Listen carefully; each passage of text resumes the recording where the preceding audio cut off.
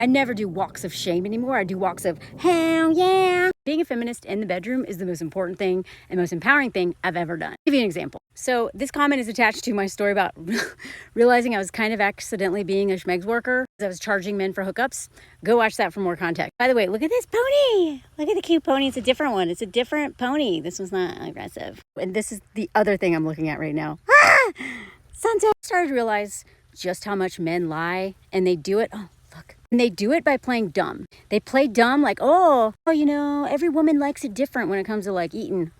So before these men would come over, I would send them an article that I'd found that play by play shows exactly how I like getting eaten out. Like the article's no longer there, unfortunately. I would literally send this to them. I'm like, by the way, this is how I like it. I can't believe I had so much audacity. I was so insecure and I just pretended to be confident until I actually became confident. I mean, honestly, fake it till you make it. It really does work sometimes. The pony just wants to be close. So if they don't pretend, if they don't, you know, they don't use the thing like, oh, women are so hard to please, you know, every woman's different, I don't know what you want, as a way of getting out of eating. Then they'll use the example in that one, oh, I only do that with girlfriend. Well, when one guy tried to pull that with me, first of all, we were hooking up and he was like, so like, will you go down on me? And I was like, no. Like, oh, why not? You don't do that? And I was like, well, I mean, if you go down on me, maybe, but no. He's like, yeah, but I'm not going to go down on you. That's like way too intimate. You know, I don't really know you that well. And I don't know. Like, I mean, in general, like a lot of women's, you know, aren't that like clean. Oh, buddy, you said the wrong thing. And I was like, oh, really? Really? You and your uncircumcised? Nothing against men who aren't cut, okay? I think that's actually better and healthier, and I prefer it. Most of the men I've been with have been not cut, but you gotta take care of that, man. You really want me to think that you don't have a bunch of famunda cheese in there, that your asshole isn't dirty? You really think that men's D's, that's gonna go in my mouth and down my throat, somehow that is not as intimate as you just licking the outside of my body? How does that make sense? And he was like, damn, you are a feminist, huh? And I was like, oh my God, yes, I am. And I love that he just called me that. I didn't hook up with that guy again. And I definitely pulled out my vibrator when we had schmegs. Because I'm not even centering men's egos anymore. Screw that, I'm centering my pleasure. So another example is when this guy that I had been hooking up with, he showed up to my place.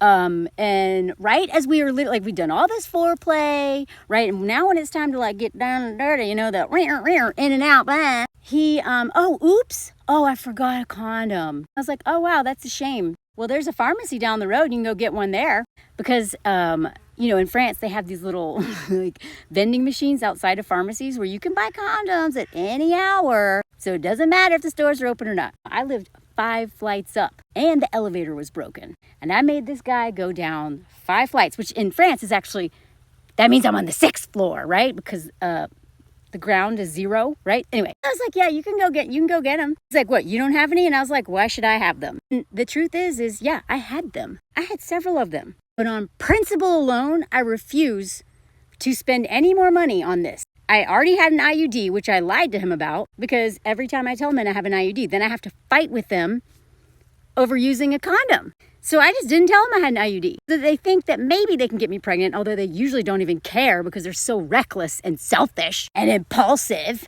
But it was more the principle. I went through a lot of pain to get this IUD and wasn't properly sedated, which is another video. I bled 3 extra days every month because I got that copper one, you know. When I first got it, I bled like I ruined clothes. I was bleeding so much. The thing was not fun. No one warned me how much that's gonna suck. If I'm going through all of this, he can spend, and the money, he can spend like $1 on a condom. Like the entitlement of these dudes. Like on principle, I'm not paying for that. You know, I always have a few extra in case one breaks, but I'm not providing that. And if you if you have the audacity to show up at my place and don't bring a condom, you lose access. Or you're just gonna, and that's it. Unless you want to go get one. So I had him march down five, you know, down from the 5th floor down, and then I don't know, 3 or 4 blocks. He came back like 30 minutes later. He couldn't believe that I asked him to put his clothes back on and go get. But you know what? I held the line, y'all. If not for myself and my own self-respect, to pass that on. I want this guy to learn a lesson. Now, I'm not here to teach men. I'm so over teaching men. I did it for me, but I knew it'd be a teachable moment for him. Don't you ever show up without condoms again. I also gave him a little lecture. I'm like, by the way, you know how entitled it is and how selfish it is to not show up with condoms and say, oops? Looking back, I am so proud of myself, y'all. And that's the energy that I hope y'all taking into the hookups. Hookups are not for everyone. And you also have to be in a really good place to have hookups, because if you don't, and you're just out here screwing men and you're feeling insecure, they're gonna exploit that. They can smell it. They can smell it on you. They're so predatory. If you are in a good place, and you figure out a way to do it without getting, attached to them, that's a whole nother video. Do y'all want that video? How to hook up without getting attached? And go for it. But hold the line, because nothing feels worse than being like a raw feminist, empower women, yay, in every area of your life. And then in the most important area, your personal relationships, especially your, romantic relationships. Not that those are more important than any, but those are the ones where if you're a cishet woman and you're dating men, that is the most important area this is going to come out. And the most likely area that you will get exploited or, harmed a lot, or even unalived. Because again, hookups with strangers are way safer than with your boyfriend. And if you don't believe me, look at the statistics. The most dangerous person in your life are the men you know, the men you date, the men you marry, the house that you're born into, those family members, not men on the apps. Is it dangerous to date men on the apps? Absolutely, men are dangerous. If you decide to hook up, don't betray yourself in bed of all places. And that's how I went from doing walks of shame to walks of hell yeah. I'm done with walks of shame, because I make these men respect me, or bye-bye. Again, this is very dangerous activity, okay? So you gotta be very careful, blah, blah, blah. Okay, y'all, one last pony look. Bye, horsey.